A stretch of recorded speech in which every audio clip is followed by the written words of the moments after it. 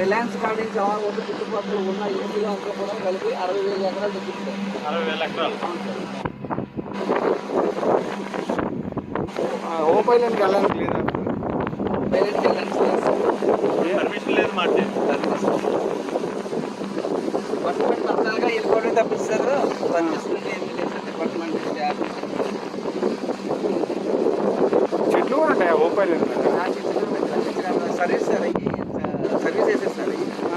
ఆ సర్వీస్ చాలా గాలికి పడిపోవడం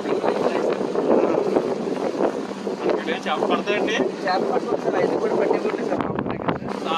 ఆల్రెడీ పట్టుకుని కూడా ఇంకా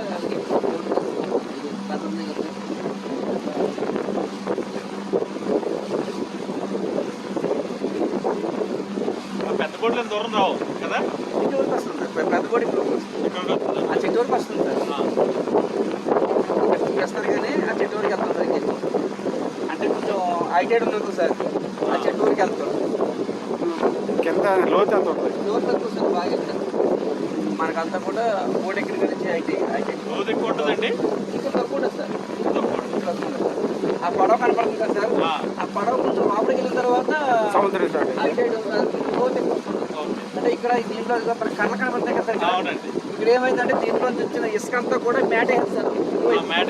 ఓపెన్ ప్లేస్ కాబట్టి స్పీడ్గా వెళ్ళదు సార్. స్పీడ్గా వెళ్ళక ఏమవుతుందంటే ఇసుక అంతా కూడా ఇటువైపు ఆగిపోతుంది. అటువైపుకి వెళ్ళాలంటే మనకి ఇక్కడ చిన్న కణాలు ఉంటుందండి.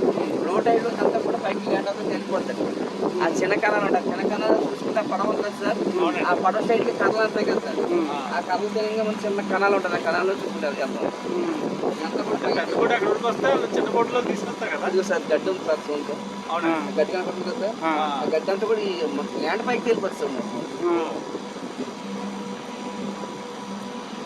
అదే స్వాంప్ ల్యాండ్ లాగే బాబా, ఇసుక దెబ్బల్లాగా అంతేగా.